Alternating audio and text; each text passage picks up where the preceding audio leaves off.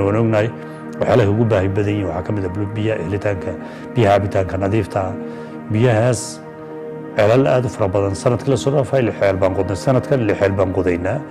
waxaan gacanta ku haynaa biyo gelino magaalooyin waaweyn oo istaraatiiji oo deegaankana kamid ah sida Mooyaalo magaalo xuduudeed ganacsi ah oo 50 kilomitir aan biyaha uga soo jiidayno waxaan gacanta ku haynaa oo kale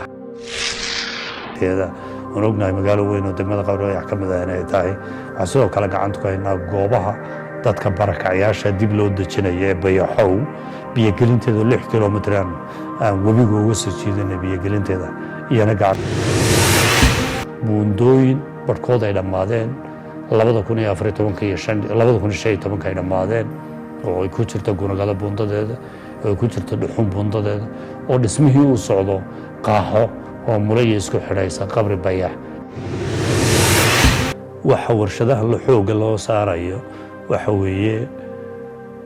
ورشدوه وحقش واه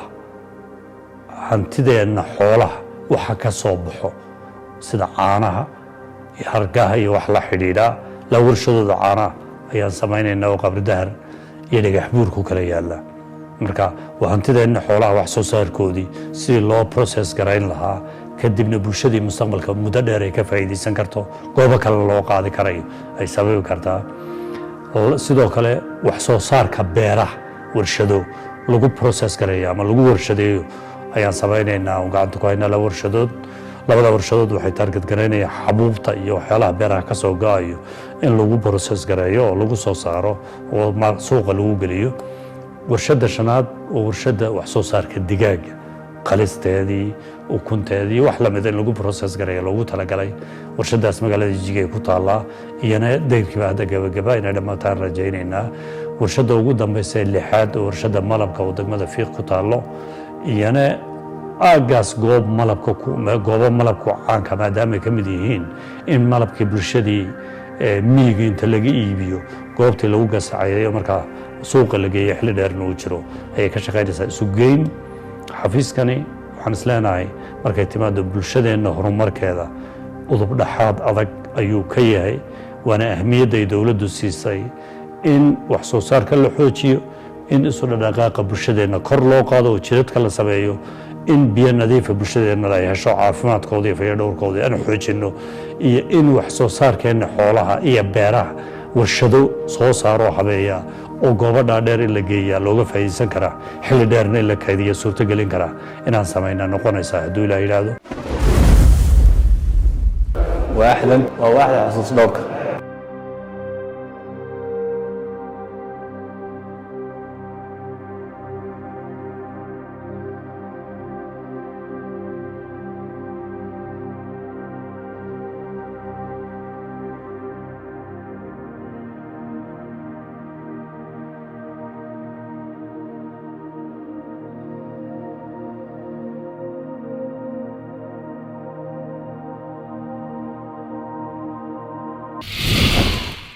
halkan waa meeting hall oo hallkii shirarka xafiiska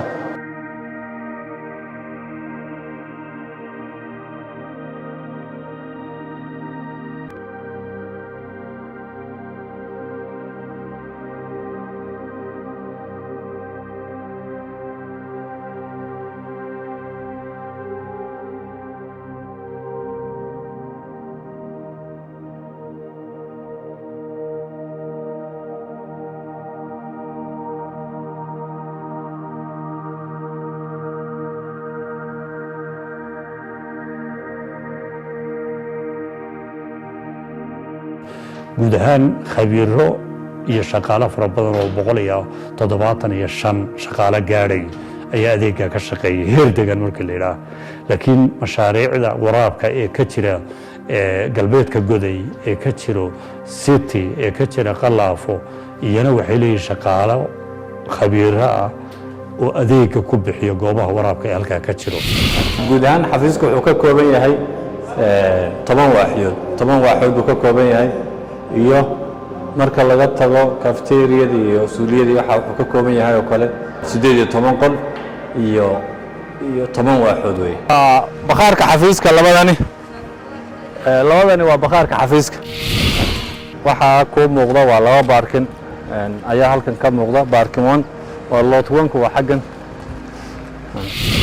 waa qaybtii kale ee baarkinka xafiisku istaagay. shaqaalaha gaadiidka xafiiska la dhiganaya isagana cafeteria xafiisku dhisay bulshada macaamiisha xafiiska imanaysa adeeg u siiso, ama shaqaalaha laftigooda xilliyada ay shaqada ay raftida ka yihiin ay iyagana uga adeegtaan. marka guud ahaan xafiisku wuxuu ka kooban yahay dhismaha noocaas ayaan soo wada maray.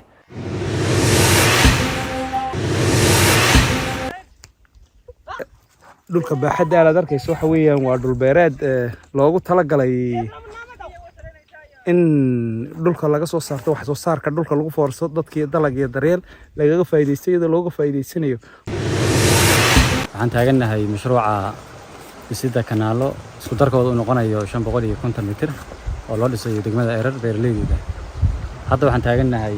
meeshan oo lagu magacaabo Jaadle, kanaalka Jaadle initialkiis meeshuu biyaha ka qaaday weeyo.